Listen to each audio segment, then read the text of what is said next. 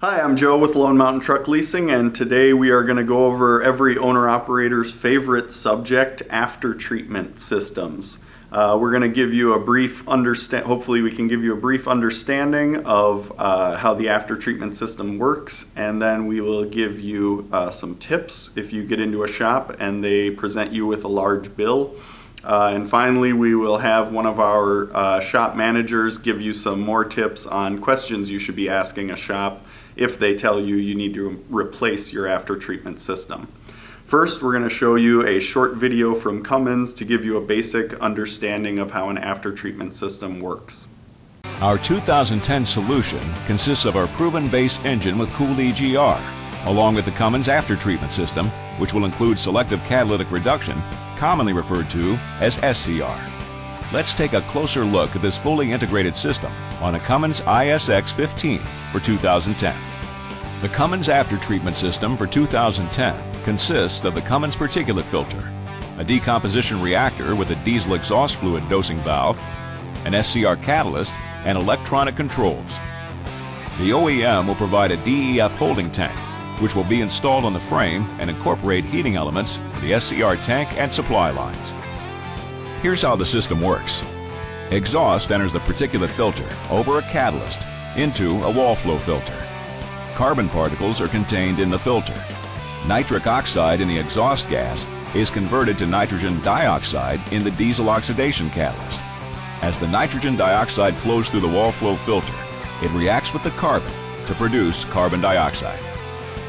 As the exhaust passes out of the particulate filter, a light mist of diesel exhaust fluid is sprayed into the hot exhaust stream and the decomposition reactor and forms ammonia through a series of reactions. Together, the NOx and ammonia pass from the decomposition reactor into the SCR catalyst, where they react to form nitrogen and water vapor, thus reducing emissions to near zero levels. So as you can see, an easy way of thinking of your after-treatment system is kind of a big filter that reduces emissions and traps soot so it doesn't get out into the air and cause pollution. A DPF can go several years without cleaning and several 100,000 miles, but it definitely depends on how much you idle your truck. If you idle your truck a lot, that is going to be a lot worse for your after-treatment system because it doesn't heat up, and that kind of can make all the soot kind of clog in there, and it's just bad for your after-treatment system. Say if you're running a team driving operation, your truck is always going down the highway, never stops, that's a lot better for your after-treatment system. So if you are idling a lot, if you're doing loads where you're sitting at a dock for long periods of time, if you don't have an APU, those would all be things where you might want to monitor your after-treatment system a lot more than if you're just doing over-the-road stuff where you're hardly idling at all, or if you do have an APU so that your engine's not running a lot. If another thing you want to watch out for is if you're doing a lot of regens, if your truck is regenning an excessive amount, that's probably something you want to look at before it gets too out of control. Like anything on a truck, if you let it go too far, it can turn into a really expensive problem, versus if you do preventative maintenance, you can make sure you can fix it for a lot cheaper price until you wait, versus if you actually wait till it actually breaks, and then it's going to be a lot bigger bill. Another thing that can harm your after-treatment system that's not kind of the fault of its own is if your turbo goes bad, it can leak oil into your after-treatment system, which can clog your DPF. An EGR cooler can leak coolant in there, which would also harm your DPF. Or if your turbo completely fails, you can have metal fragments because they're both your after-treatment system is downstream from your EGR and your entire engine. Metal fragments can fly into your DPF and damage that in that way as well. So you kind of want to, if you do have a leaky EGR cooler, you want to get that fixed. You're going to need to fix it anyway, but you would want to do it so that you don't have to replace your entire after-treatment system as well. So you want to be monitoring all those things as much as possible. There's a lot of good shops out there, but there's also a lot of bad shops out there. Later in the video, our mechanic is going to go over a few things that you can ask the shop to make sure they're not gouging you on pricing.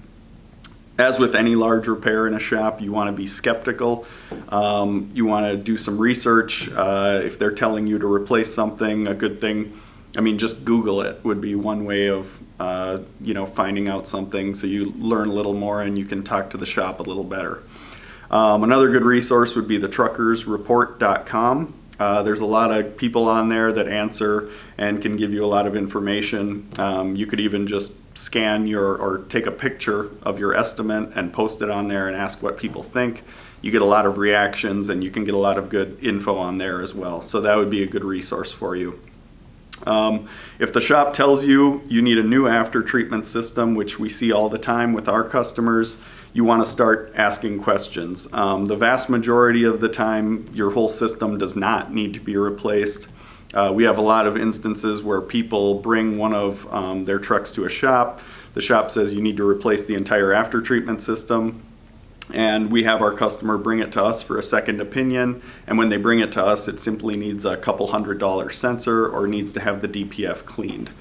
Both of those are only a couple $100. An entire after treatment system can cost as much as $10,000. So you want to watch out for that. Wholesale, an entire after treatment kit, or however you would call it, would cost about $5,000 to $6,000. When you're buying it retail at the shop, it's about $10,000. So that shop can make $4,000 to $5,000 pretty quick if they can talk you into buying that, versus selling you a couple $100 sensor or doing the couple $100 cleaning. So if you look at it from that perspective, they make a lot more money if they can sell you the most expensive thing possible versus just fixing a simple sensor and getting you back on the road. So if you do replace the whole thing, yes, it will fix it, but the majority of the time that's just not needed. So you want to start asking a lot of questions and kind of, as I said before, be skeptical as you would be with any large repair. The first thing you want to do, if they tell you just the DPF is bad, you want to ask them if they've attempted to clean it. If they haven't done that, you want them to do that. Unless the DPF, you can actually see visual cracks in it, then you want to try to at least make an attempt to clean it, so that you can, that would be a way to hopefully fix it and get it back on the road for, again, only should be about $200 to $500 depending on where you're getting it cleaned at. Later, we're going to actually show you an entire DPF cleaning. Our machines that we have at our shops are the FSX machines, and that's kind of the best one to use. They don't wreck your DPF, and they're the most reliable, but they're not cheap. So they cost about $90,000 once you buy an air compressor for it and all the components and wire it into your shop. So it's definitely not a cheap investment, and a lot of shops don't have them, which again is why they will push you to replace everything instead of cleaning it, because if they don't have the machine, that would be another reason that they don't recommend cleaning it. If the cause of the failure is an EGR cooler or a turbo, as I went over before, you're going to have to replace that stuff. If you notice that it's going bad, you also want to just make sure you fix that stuff, because you're going to have to fix that anyway, so you don't want to replace your entire after treatment system and then still have the problem upstream that it's going to wreck the new one that you just put in. So you want to be asking those questions as well. Make sure those things are all good before you do replace an after treatment system or do replace a DPF that's been damaged or clogged. So right now we're going to go and show you one of our DPF cleaning machines. Aaron is going to go through the whole process with you and show you what it looks like with the FSX machine, so you can get a better idea of what actually happens, how it works, and how you can, so you hopefully you have a little more knowledge when you go to the shop and can tell them and can actually know what's going on when the DPF gets cleaned. And every filter has a baseline, and this one is the maximum of a 3.3, so we're going to try to get it down to that 3.3, but first we got to check what the flow is right now.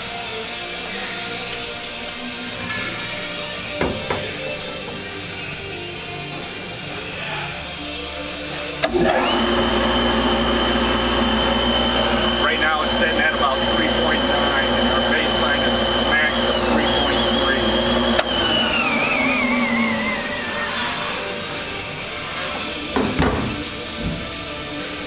actual cleaning process takes place in here in the trap blaster.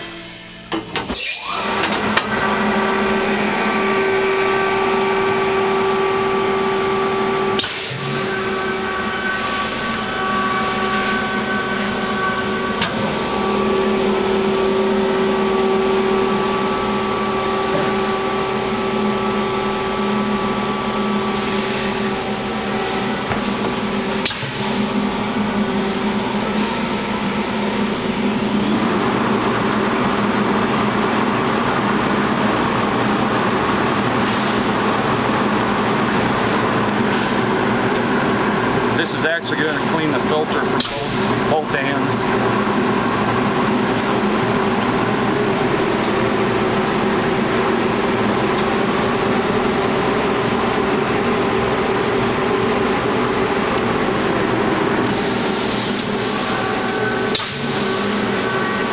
It's actually blowing air in from the top and the bottom. As you can see, the soot and everything is being blown out of the filter and goes up into the soot sucker. And we always blow them out a minimum of 30 minutes. So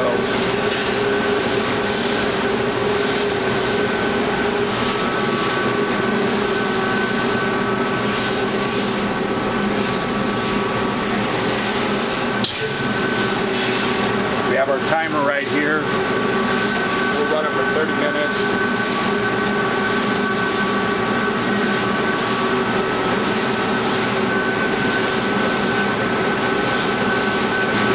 The filter does not meet the baseline. We actually cook them in this kennel here. We actually cook them in there if they do not make the baseline for 12 hours. Then we re-blow them out if it does not reach the baseline.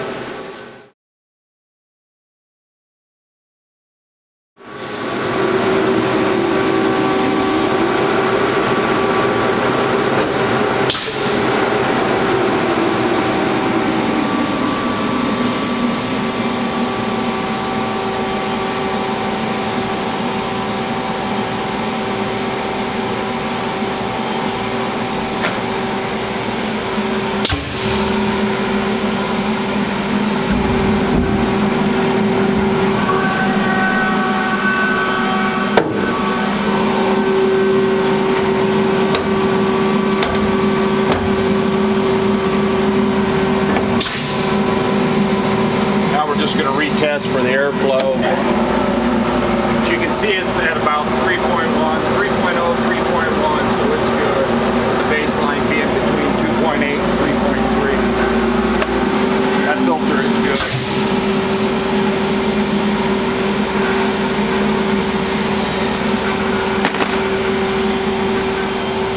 Go back to our data sheet. Cleaned it for 30 minutes. It's at a 3.1, which we green tag, and it is good to go. As you can see, it's a pretty simple process to clean a DPF. Now we're going to go to Todd in the shop, and he is going to give you a couple points to bring up the next time you go to a shop and they want to start doing repairs on your after treatment system. Well, the first thing I would ask, and it seems like the most obvious, is why. I would want to hear it in their own words why it needs to be replaced. The one box assembly was designed to be serviceable and not replace as an entire unit when there's any issue. Here are a few reasons why I would replace the entire one box assembly. If there's any structural damage like a dent, a crack, broken welds, pinholes in the one box assembly, it would need to be replaced. If there's any fluid contamination into the one box assembly, as in fuel or oil or coolant from the engine, you would need to replace your one box assembly. If the DOC element or the selective catalyst is damaged or cracked in any way, and this can happen from previous mentioned fluid contamination or something like an impact from an accident, it would need to be replaced. If these aren't one of the reasons the shop is asking you to hang a new one box assembly, I would be skeptical of the repair. Thanks for watching our video, and if you want to stay tuned after the video, we have a more in-depth explanation on how after-treatment systems work. But hopefully this gave you a good start on some knowledge, and hopefully it'll help you the next time you're in a shop with an after-treatment problem. Hi, I'm Ernie with InsaneDiesel.com, and we're going to discuss those two bad boys that come out your tailpipe that are drawing so much attention from the EPA. And the first of those is nitrous oxides. There's NO and NO2. Nitrous oxide gases are formed in the combustion chamber, and the hotter the combustion in the engine, the more nitrous oxides that are created.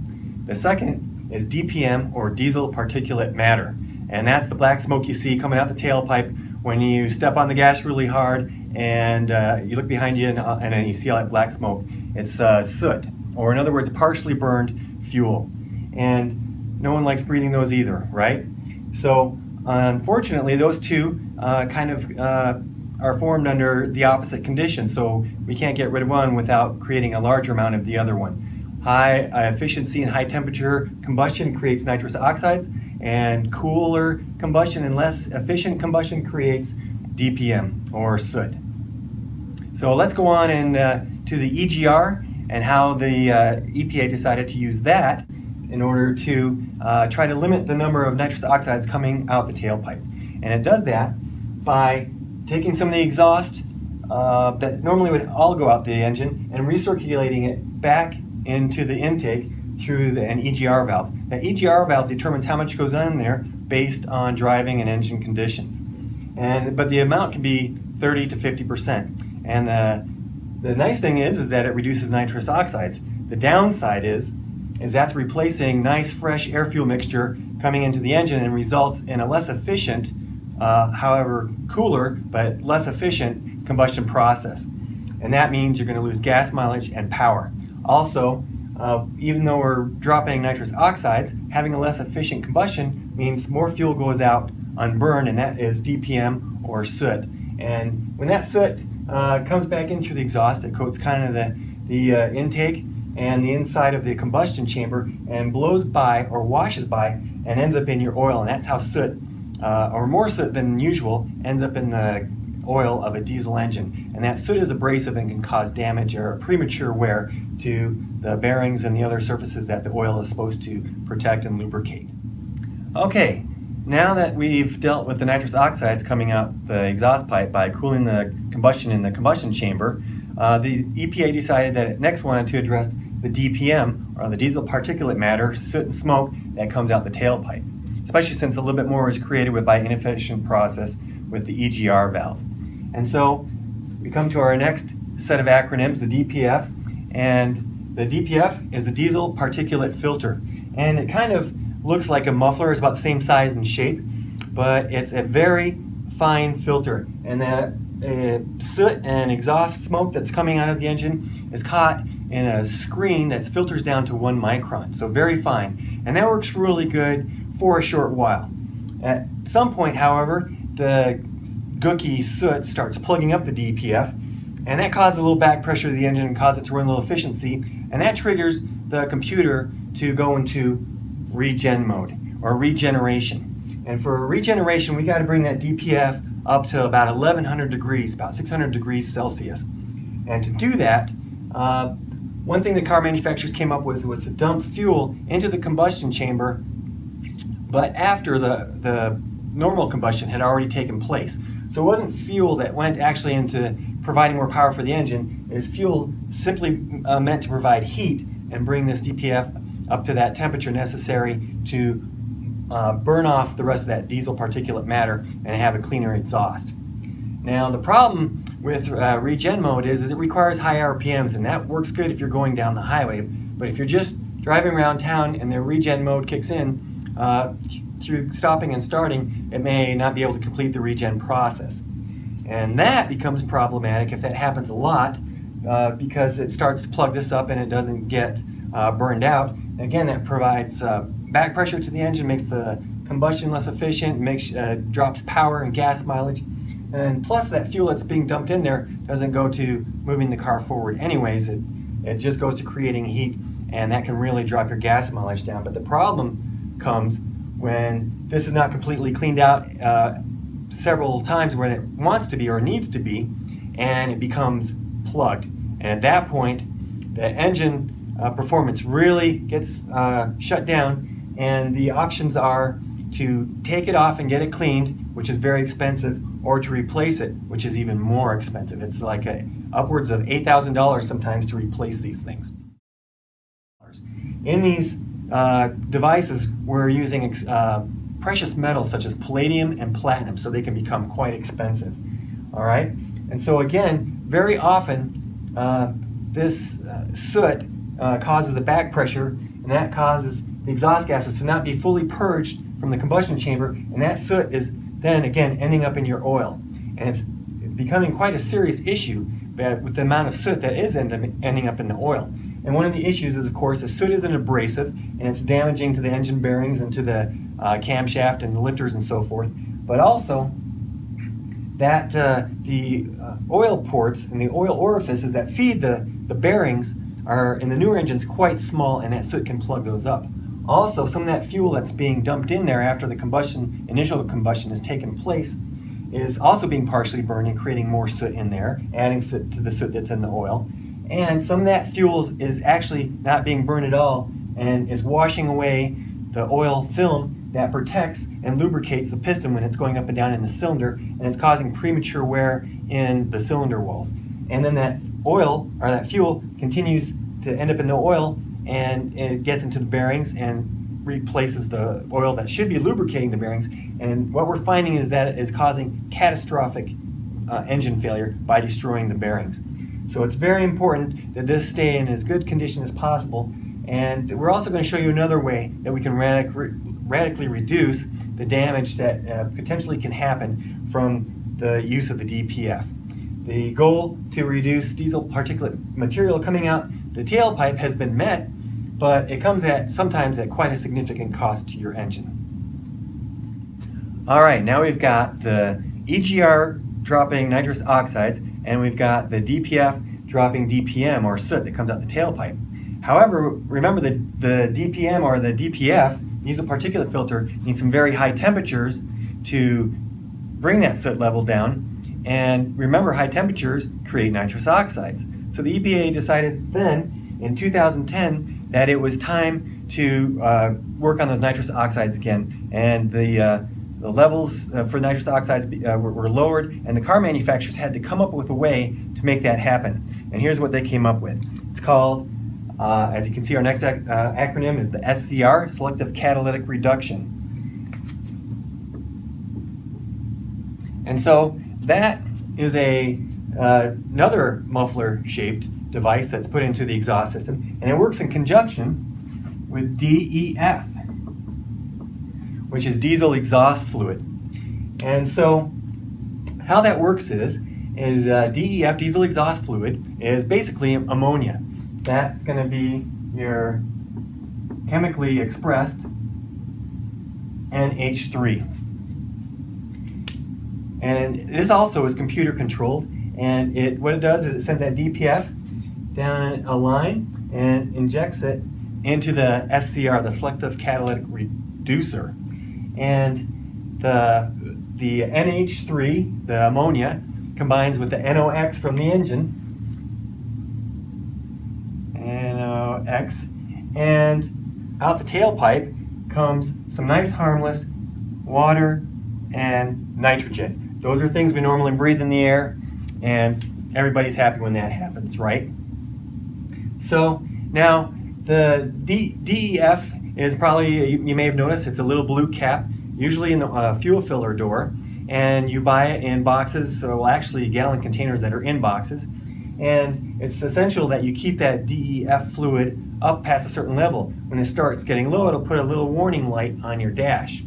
And if you continue to drive and that runs out, then the computer will put the engine into limp mode, and you'll only be able to go about 5 miles per hour. And then if you turn it off, sometimes it won't even restart until you fill that fluid back up. Now, another issue we're finding with that fluid is it can be contaminated, or if it sits for a couple of months, it can crystallize and then it won't be able to be injected, and the truck won't start. And it doesn't look like there's any reason for that to happen because there is fluid in there. Also, what we're finding is in really cold weather, that fluid, DEF fluid, is also crystallizing and plugging the injector and the SCR itself. And so in the middle of winter, truck won't run or it's in limp mode, and the DEF is up and you're wondering what's going on, and that we're finding that's sometimes the case. But overall, that's a relatively minor thing, and the use of the DEF and the SCR has actually turned out to be a really good thing, because what we can do is not rely so much on the EGR to control nitrous oxides because it's being controlled afterwards. And that means that we can take the temperature and the efficiency of the combustion chamber and the combustion process and bring it back up. So we can run that engine the way it was intended to be run. And we get our power back, we're getting our gas mileage back because we're not dealing so much with the nitrous oxides in the combustion chamber, but we make as many as we want so the engine can run the way it wants to, and then we're taking them out with the SCR and the DEF, and that's kind of a good thing. So hopefully now you have a better understanding of how emissions are controlled in the modern diesel engine and how it affects you as the owner of such an awesome vehicle. You've also seen how cleaning up emissions can come at a significant cost to you and your engine. InsaneDiesel.com would like to recommend some absolutely essential things to do if you want to protect your engine from the detrimental effects of EGR, DPF, regen mode, and just regular combustion. The first thing you want to do is get a bypass filter. Your stock filter needs to pass oil at a high volume and high pressure through to the moving parts of your engine. Unfortunately, that means it cannot fine filter out contaminants and abrasives like soot. As a result, your engine gets dirtier and dirtier as you drive, prematurely wearing out your engine. A bypass filter is the only way to get that damaging soot out of your oil, and One World filter is the best. It filters down to 1 micron, more than 10 times more effective than your stock filter. That means you will actually be driving around with constantly clean oil, and that can radically increase the life of your engine. One World filter also has a capacity 400 times greater than your stock filter. That means you can go up to a year or 20,000 miles with clean oil before a change is needed. This is a real game changer. No other filter is better. One World filter has been shown in many cases to keep your oil technically cleaner than new oil. It's that amazing. Next is One World fuel treatment. This fuel additive facilitates a more consistent and efficient combustion. It also has an upper cylinder lubricating quality to help protect piston cylinder walls. A more efficient combustion means better gas mileage and less soot, potentially reducing regen mode in the DPF by up to 75% or more, saving costly repairs or replacement of the DPF, jumping gas mileage by up to 10% or more. Last, but certainly not least, One World engine treatment is technically a metal modifier and utilizes an X1R proprietary tungsten disulfide formula that nanobonds with the metal surfaces in your engine. It actually impregnates the metal, creating a super hardened surface that is also highly lubricating. That can protect your cylinder walls from wear due to DPF, regen mode, as well as the bearings when soot and raw fuel get into your oil. It repairs some friction damage and protects your engine from cold starts. It can increase engine life by up to 47%. Thank you so much for listening. We hope you found that it was a worthwhile investment of your time.